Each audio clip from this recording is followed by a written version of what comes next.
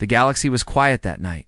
Stars burned softly in the endless dark, and the Kelnari patrol ship drifted on its regular route near the edge of the Terus system. It was supposed to be a routine watch. Nothing unusual, nothing dangerous. Crew was relaxed. Some were talking quietly, others half asleep at their stations. But then the alarms began. It started as a faint blip on the long-range scanner, so large it barely fit on the display. At first, the navigator thought it was a sensor error, a false reading caused by cosmic interference. But the reading grew. Stronger, sharper, and more defined. Whatever was out there was not a planet, not an asteroid. It was moving. Slowly, silently, directly toward the system. The patrol captain leaned forward, his voice sharp. Identify it. The system responded with data that made no sense. The object was over 20 kilometers long, with a structure that matched no known design. It was not a station. It was not a cargo hauler. It was a warship, but one larger than anything in the modern age. And then the computer found something else, buried in ancient archives. Shape, the dimensions, the details. They matched an old record, over 9,000 years old. The name appeared on the display, HSS Leviathan. The bridge went silent. Even the hum of the engine seemed quieter. Every Kelnari there had heard the stories the tales told to frighten cadets, the myths of a war so destructive it reshaped the galaxy. The Leviathan had been the largest human supercarrier ever built, a mobile fortress carrying thousands of strike craft, able to hold entire sectors under its control. It had vanished at the end of the last galactic war, destroyed in battle, or so the records claimed. No one believed it could have survived. Yet here it was, drifting toward them. They tried to scan it, but the results were strange. No heat signatures. No active power. The ship was cold, lifeless, like a corpse in space. But its hull. The metal looked untouched, smooth and unscarred. It was as if time itself had refused to touch it. The captain ordered a recon drone, too. Approach. The small craft launched, speeding toward the massive silhouette. From the patrol ship's viewports, the Leviathan was a shadow blotting out the stars, its shape outlined only by faint starlight. The drone sent back images, colossal hangar doors, towers like skyscrapers, weapon mounts the size of buildings. Then something strange happened. The drone's feed began to distort, static, flashes of light, a sound low and deep, like a distant growl. The last image it sent was impossible to explain, a faint glow on the side of the Leviathan's hull, forming an old worn emblem, the insignia of Earth's military. The feed cut out. No explosion, no debris. The drone was simply gone. The captain's voice was tense.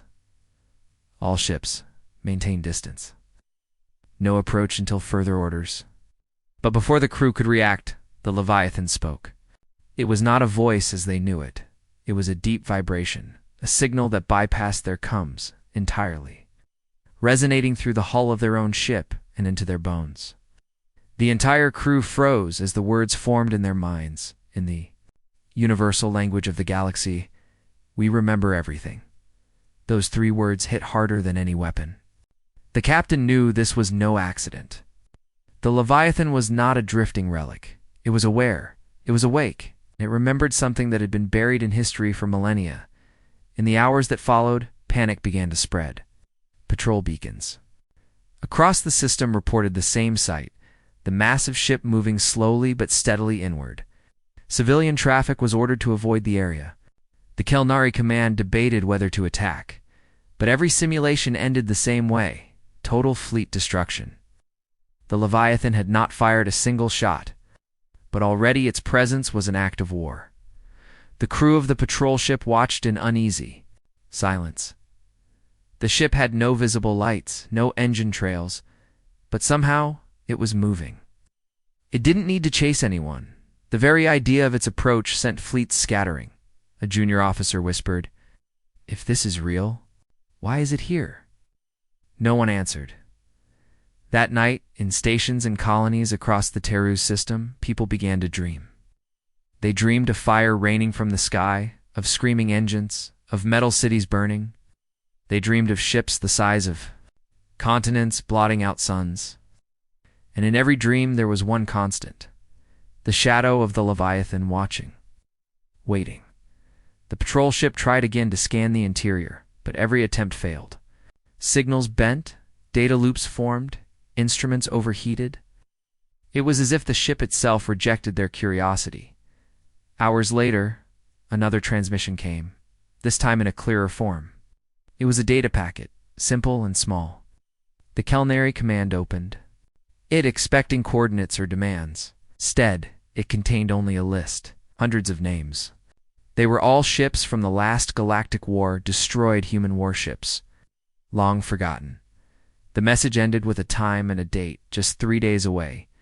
The captain stared at it for a long moment. What happens in 3 days? He asked. Aloud, no one knew. But far beyond their scanner's range, in the darkness between stars, the Leviathan continued its slow approach, carrying memories of a war the galaxy thought it had erased. And now, those memories were coming back. The crew of the patrol ship didn't realize it yet, but this was only the first sign. The Leviathan had awakened, and the galaxy was about to remember why humans had once been feared above all others. The Kelnari High Command did not wait long before sending their response. Within hours of the Leviathan's reappearance, a fleet of 30 boarding craft was prepared. Their orders were simple. Approach the human supercarrier, secure a landing zone, claim it as a salvage prize for the Kelnari Empire. It was a bold decision, and a foolish one. From the command's point of view, the ship was inactive. No power, no movement, no weapons fired. They saw it as an ancient hulk, dangerous in its time, but now only a relic to be stripped apart. Yet to the older officers, those who had studied fragments of human war history, there was unease in their eyes. They remembered the rumors that human warships were more than machines. Some of them thought for themselves. The boarding fleet launched in tight formation, small against the titanic bulk of the Leviathan. The patrol ship remained at a safe distance, relaying every moment to command. At first, nothing happened. The colossal shadow of the Leviathan loomed larger and larger on their displays. The boarding craft drifted into position alongside the immense armored hull, using magnetic clamps to secure themselves. The first team reported in. Their voices came through. The comes clear at first, describing a hangar bay the size of a city. Completely empty, lit only by the faint glow of starlight through the open doors. There was no sign of life, no drones, no defenses, just silence. But then the voices began to change. One soldier paused mid-sentence. Did you hear that? Static crackled across the channel. Another voice spoke lower this time. There's someone here, moving in the dark. Command requested clarification. The reply was slow, almost uncertain. I saw a human, in old armor. I swear it looked at me. The transmission cut for a moment, then returned with overlapping chatter, confused voices, heavy breathing. The sound of boots running. Someone screamed. The second team reported similar things. Corridors that twisted into different shapes. Doors that led back to where they started. Shadows moving against walls with no light to cast them. One soldier claimed he heard whispering in perfect Kelnari, but when he turned, no one was there. Minutes later, the first boarding craft's signal vanished entirely. It's not destroyed, just gone, as if it had been erased. The Kelnari fleet. Commander ordered the remaining boarding teams to return immediately, but they did not respond.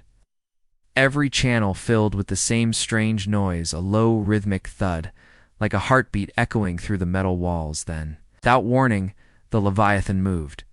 It was subtle, just a slow rotation, enough to realign its bow. But the patrol ship realized with horror that the massive warship was now pointing directly at the nearest inhabited planet. For a moment, the Kelnari fleet prepared to fire, but before they could, every screen went black. Every sensor failed. Even their emergency lights dimmed. When systems came back online seconds later, the Leviathan was still there, but all boarding craft were gone. Not destroyed, not drifting, but simply gone. A single cold message appeared across every console in the Kelnari fleet. written in the galactic common tongue: leave no threats, no demands. Just one word. And then the Leviathan returned to silence, as if nothing had happened. But for the Kelnari commanders, the meaning was clear. This ship was not abandoned, not dead. It was alive in a way they could not understand, and it had no interest in negotiation. The order to retreat was immediate. What no one knew yet was that the appearance of 30 boarding craft was not an isolated event. Across the galaxy, in hidden archives and forgotten worlds, the Leviathan's reawakening was stirring. Something else. Something human. Entire star systems were evacuating. Not because the Leviathan had fired a weapon, not because it had made a single attack, but because it didn't need to. Wherever the Supercarrier appeared, panic followed. Civilian ships abandoned trade routes. Mining stations went dark. Colonies sent desperate calls to the Galactic Council. The sight of the ship's dark, massive form drifting silently through the stars was enough to break the will of entire populations. The Kelnari were the first to give up their worlds. 3 planets rich with industry, cities, and defense. Networks were abandoned in less than a week. There had been no battle. People simply left. They claimed they had no choice. It began with the dreams at first. A few reports trickled in, colonists waking in the night, drenched in sweat, hearts pounding. They spoke of visions of war, of skies burning, of endless fleets of human warships stretching across the void. The details were too vivid to be imagination. They smelled the smoke, felt the heat, heard the screams, and in every dream, the Leviathan was there, casting a shadow across their world. Soon, entire cities were affected. People woke crying, shaking, refusing to return to sleep. Doctors found no illness, no cause. But the patterns were impossible to ignore. Every world that had seen the Leviathan in its sky reported the same dreams. The Galactic Council convened an emergency summit. Representatives of 15 species argued across the chamber. Some wanted to destroy the ship immediately. Others warned that provoking it would lead to disaster. The ship had not fired, they said, so it was not yet an act of war. But while they argued, the Leviathan moved again. The massive hangar doors along its lower hull opened for the first time since its appearance. From the patrol ship's distant vantage point, the sight was breathtaking and terrifying, a cavernous interior lit with a cold, pale light. Inside were thousands of smaller craft, neatly arranged in endless rows. Fighters, bombers, shuttles, all in pristine condition. All carrying the faded but still visible insignia of ancient human fleets. There was no sign of a crew, no movement. Yet every one of those craft was armed and ready. The image spread across the galaxy within hours. News channels replayed it endlessly. Old historians were called to comment, and what they said only deepened the fear. Every single one of those vessels was from a different human fleet in the last galactic war. Many had been thought destroyed, yet here they were, perfectly preserved. It made no sense. The Kelnari commander, who had first encountered the ship, was brought before the council to speak. He described the boarding craft vanishing without a trace, the strange shadows, the voice in their minds. When asked if he believed the Leviathan was preparing for war, he shook his head slowly. No, he said, his voice low. What war would mean? Resistance. This is something else. Something worse. They don't need to fight us. They can make us leave without touching us. The chamber fell silent. Outside, deep in space, the Leviathan's hangar doors remained open, not in threat, but as if to remind the galaxy of what it carried inside. And though no engines flared, no weapons charged, the ship continued its silent journey, drifting toward another system whose people, though they didn't know it yet, would soon abandon everything. It was a war without a single shot, and the galaxy was already losing. They thought they were watching it. In truth, it was watching them. The Galactic Council had grown impatient. 3 abandoned systems in a week, 1,000 civilian evacuation ships clogging trade routes, and the media spreading panic like wildfire. But they could not allow the Leviathan to keep drifting unchecked. The decision came quickly. Send a multi-species armada to shadow the supercarrier. The official purpose was monitoring and deterrence. But every captain knew the truth. This was meant to intimidate the ship, to remind it that the galaxy still had strength. The fleet was enormous. 200 warships from 12 different species armed with the most advanced weapons the modern era could produce. They took up position at a cautious distance, forming a loose ring around the Leviathan. At first, nothing happened. The ship did not change course. It floated, dark and silent, as if it didn't even notice them. For 3 days, the stalemate continued. The fleet tracked every centimeter of the Leviathan's movement, scanning constantly. The ship's outer hull seemed to resist detailed analysis. Every attempt to map it deeper than the surface failed. With sensors returning scrambled data or looping false images, on the 4th day, the Council's scientists pushed for a deeper scan. They wanted to know what was inside. The fleet commander hesitated, but eventually gave the order. Massive sensor arrays began pulsing across the void, penetrating deeper into the Leviathan's structure than any scan had before. That's when it happened. Every ship in the Armada went dark at the exact same moment. Not damaged, not destroyed. Just gone. The lights blinked out, the engines died, the shields collapsed. Gravity plating failed, sending crew floating helplessly through their own corridors. Comms went silent, except for a deep, resonating hum that vibrated through every hull. For long, tense minutes, the fleet drifted in total darkness. Panic set in. No one could see outside. No one could communicate. The void felt endless. Then, without warning, the lights returned. Systems came back online. Life support stabilized. But something was wrong. The starfield outside the viewports was different. The ships were no longer in formation. The navigation officers screamed when they realized the truth. The entire fleet was now in a completely different sector of space. Somehow in the dark, the Leviathan had moved them, or moved itself. Without any trace of travel, the giant supercarrier was gone. Hours later, encrypted military channels across the galaxy began receiving strange messages. They were short bursts of code, untraceable to any known source. The content was even stranger. They were written in ancient human languages, some long dead. Others so old they had no modern translation. Experts began decoding fragments. Some were lists of star systems, some were names, others were warnings. One fully translated message chilled even the most skeptical council members. "We are patient. You are not ready." From that moment, the council knew this was no ordinary relic. It was moving according to a plan, one that no one in the galaxy could yet understand. And far away, in the darkness, the Leviathan was already heading for its next destination. Somewhere, far from the heart of the galaxy, a small, dust-covered moon orbited a dim, dying star. No one lived there. No one visited. It was a forgotten place until the Leviathan arrived. The supercarrier appeared without warning, dropping out of the void above the barren surface. It did not fire its weapons or deploy its fighters. It simply hovered in low orbit, silent and still, casting its immense shadow over the lifeless rock below. On the surface, beneath layers of stone and dust, something began to wake.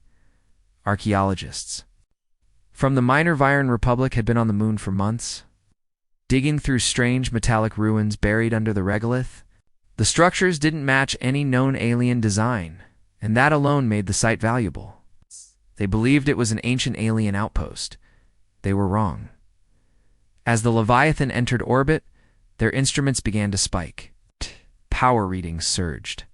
From below, though no generator had been found, doors they had struggled for weeks to open now slid apart with a hiss of cold air.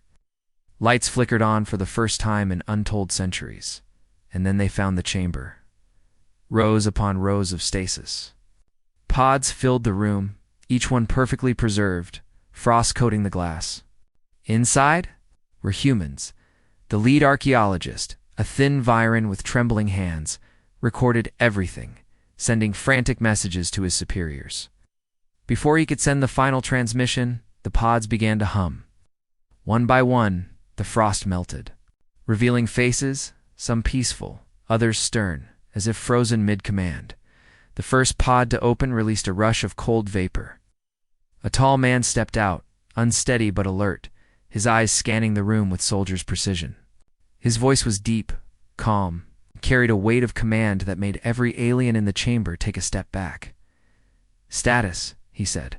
The archaeologist stammered. None of them spoke his language fluently, but one of the Viren translators managed to find the right words. You've been asleep for thousands of years." The man studied them for a moment, then shook his head. "No, we were waiting." When asked his name, he answered without hesitation. "Commander Arlen Drake, captain of the HSS Leviathan." Shock rippled through the dig team. This was impossible. The Leviathan had been thought destroyed before their species even evolved. Yet here was its captain, alive, breathing, speaking as though no time had passed. Before they could ask more, the ground trembled. Outside, the Leviathan shifted in orbit. Its vast bulk blotted out the weak sun entirely, plunging the surface into shadow. Drake glanced upward, as if he could see the ship through the rock and dust. A small, grim smile crossed his face. "It came for us," he said. "The galaxy has forgotten its sins. We're here to remind them." The Viren asked what the ship wanted. Drake's reply was slow, deliberate. "It won't fire a single shot. It doesn't have to, but you will surrender." Then, without warning, the moon's air shimmered, as if reality itself had been disturbed. A column of light pierced the sky, connecting the surface directly to the Leviathan's open hangar bay. The ground crew shielded their eyes. When the light faded, Drake was gone. The stasis chamber was empty. And far above, on the bridge of the Leviathan, a human figure now stood at the command console for the first time in 9,000 years. The ship began to move. The first planet to fall was Viren Prime. It happened without a single shot. The Leviathan arrived in high orbit, silent as always, its colossal hull blotting out the stars over the capital city. Planetary defense networks immediately went on high alert. Missiles armed, shields raised, fleets scrambling to intercept. And then, everything stopped. It wasn't an explosion. It wasn't a hack. It was simply gone. Every piece of technology, from starship engines to personal comms, went dead in the same instant. Defense fleets drifted powerless in space. Cities plunged into darkness. Even the planetary weather control systems failed, leaving the skies to swirl with chaotic storms. The Viren Prime Minister tried to broadcast a call for aid, but there was no signal. The only thing that worked was light, and even that felt dimmer. Above the silent planet, the Leviathan moved slowly, methodically, as if surveying its prey, but it made no attack. No ships launched from its massive hangars. No weapons glowed. It simply drifted past the floating, powerless fleet and entered orbit like it owned the world. Then, suddenly as it had begun, the silence lifted. Engines restarted. Lights returned. Systems rebooted. But something was different. Every warship found its targeting system scrambled beyond repair. Every weapon was locked in permanent safety mode. And still, Leviathan had not fired. Within days, the same thing happened in other systems. Kelnary capital lost all power for exactly 1 hour. The Ashari homeworld's orbital defense ring shut down in the middle of a military parade. On the Ralthus trade nexus, thousands of ships were left adrift in the main docking ring before being restored, all without any harm to crew or cargo. It became clear this was no ordinary weapon. It was something far more terrifying. The Silence Protocol. In a secure meeting aboard the Leviathan, Captain Drake explained it to his newly awakened officers. The Silence Protocol was a human-designed failsafe from the last galactic war. It could render all non-human technology inert within a set radius, no matter the shielding, encryption, or power source. It was not an attack in the traditional sense. It simply made resistance impossible. The most frightening part was that the protocol could be expanded. With each system visited, the Leviathan's reach grew. Soon, it would not just be a weapon for battles, it would be a weapon for the entire galaxy. The news spread fast. Resistance fleets disbanded without orders. Civilian worlds surrendered preemptively. In less than 2 months, half the known sectors had stopped resisting entirely. One council observer put it best. They didn't win by killing us. They won by making us useless. And above every fallen system, the Leviathan passed in silence, its black hull reflecting no light, carrying a crew that had been waiting 9,000 years to finish what they started. The galaxy's rulers had gathered in the largest meeting hall of the Grand Council. Alien diplomats, admirals, and warlords sat in silence, each one staring at the massive hologram in the center. It was the human Supercarrier, floating in the darkness of space, unmoving, yet impossible to ignore. The image zoomed in, showing every detail of the ancient hull, every strange marking glowing faintly along its sides. No one spoke for a long time. Finally, the Speaker of the Council broke the silence. "It hasn't fired a single shot," he said slowly, his voice trembling. "Whole fleets, whole empires have fallen." The ambassador from the Velar Empire slammed a clawed hand on the table. "Because they surrender before it even arrives. You have all seen the report ships dropping weapons. Cities declaring loyalty to the humans. Entire star systems begging for mercy. A smaller alien from the peaceful Orlan race whispered, 'Perhaps they are right to surrender.' If the humans control this ship, who can stand against them?" The warlord from the Grath Dominion growled, "Cowards, it's only a ship. Out, one ship. I say we gather all our fleets and crush it before it reaches our systems." But even as he spoke, the hologram shifted. Supercarrier was moving. Slowly, silently, it drifted toward the center of the galaxy, toward the Grand Councils. "Own territory," the speaker's voice dropped. "We sent scouts to track it. None returned. We sent drones. Every signal was lost. Out. Whatever this ship is, it does not want to be watched." Meanwhile, far from the council chamber, in the depths of the Supercarrier itself, the human crew walked through silent halls. Many of them were not soldiers. They were scientists, historians, and engineers. They knew what their ship's presence was doing. They knew the fear it carried. And that was exactly the plan. Commander Hale stood on the bridge, watching the galaxies. Star maps shift on the main screen. "We haven't fired. We haven't attacked. Yet the galaxy trembles," he said quietly. "Do you know why?" One of the younger officers shook his head. "Because they know the history," Hale continued. "They know what our ships did before. This carrier fought in the last human war. Back then, it didn't just win battles. It erased enemies, entire fleets gone before they could react, entire planets silenced." The officer swallowed. "Hard. And we could do it again?" Hale looked out at the stars. "Could. But we don't need to." Across the galaxy, worlds began to prepare for the carrier's arrival. Some tried to evacuate. Others sent desperate messages offering peace. A few powerful empires swore they would resist. But their own citizens began to panic, remembering the ancient stories. In one border system, a fleet of 30 warships appeared. Blocking the Supercarrier's path, they were armed, ready, and broadcasting threats. The carrier didn't slow down. From the bridge, Hale gave a simple order. "Open the old archives." An image appeared in front of the enemy fleet, a recording from 20,000 years ago, showing the last time the carrier fought. It showed ships just like theirs being torn apart in seconds. No weapons fired now, no violence, just the memory of destruction. Within minutes, the enemy fleet scattered, their ships vanishing into hyperspace without a single shot fired.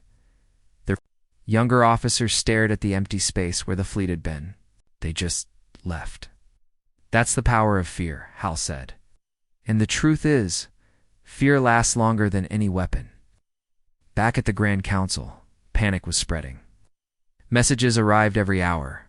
More systems surrendering, more fleets. Refusing to fight, the speaker finally stood. "We must decide, do we resist, or do we call for talks with the humans?" The warlord from the Grath Dominion still refused to bow. "I will never kneel to humans," he shouted. But even as he spoke, an aide whispered something in his ear, and his face paled. His own homeworld had just announced its surrender. In the darkness of space, the Supercarrier kept moving silent. It's unstoppable, never firing, yet toppling empires with its mere presence.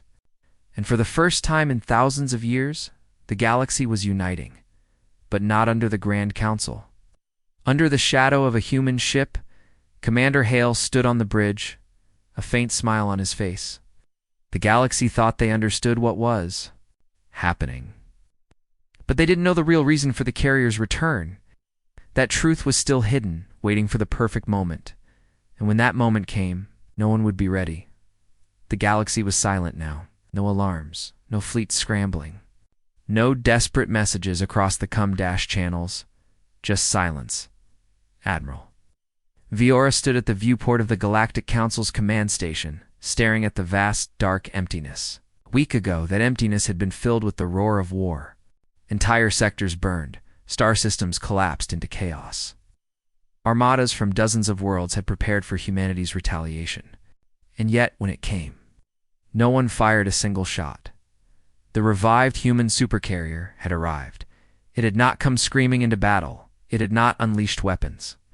It had simply existed, and the galaxy had fallen quiet. Armadas disbanded without orders. Pirate fleets powered down their drives. Empires halted expansion plans overnight. Viora still couldn't understand it. How could one ship, no matter how legendary, bring every power in the galaxy to its knees without firing once? The answer, she realized, wasn't in what it had done, but in what it was. The carrier was older than most civilizations still standing. It was a relic from the first human war, the conflict that had ended before the galaxy's official histories even began. Some whispered that it was the last vessel from the war that nearly ended everything. Its name was forbidden in archives. Even mentioning it in council halls had once been considered political suicide. And yet, here it was, alive again. Viora had been on the receiving end of its arrival. She had felt her station shudder when its gravitational field touched the system. The star itself had seemed to dim, as if afraid of it. It was bigger than any modern warship, its hull scarred from ancient battles, yet its shape carried a cold, terrifying perfection. It didn't broadcast any demands. It didn't respond to hails. It simply hung their Silentide's weapons offline. But visible. The galaxy had seen it, and in seeing it, remembered fear. Some races believed it was a warning. Others claimed it was a judgment. The most fearful whispered it was the beginning of another human war, one that wouldn't need weapons to win. Viora's aides brought her endless reports. Governments surrendering without conflict. Military leaders disbanding their forces voluntarily. Entire colonies swearing loyalty to Earth before a single human set foot on them. It wasn't politics. It wasn't diplomacy. It was survival instinct. Her own fleet, once sworn to defend the Council at all costs, had started requesting transfer. Orders. 2 Earth-controlled sectors. No one wanted to be in the way if the carrier decided to move. Then came the strangest thing, an encrypted transmission, addressed not to the Council, but to Viora herself. It came from the carrier, for words only, "You are not ready." Had read those words over and over, unable to decide if they were a threat or mercy. The humans, it seemed, had returned not to conquer but to watch. And in their silent watch, the galaxy bent. But Viora couldn't shake the thought that haunted her most. If this was what happened when the carrier simply appeared, what would happen if it ever truly woke up?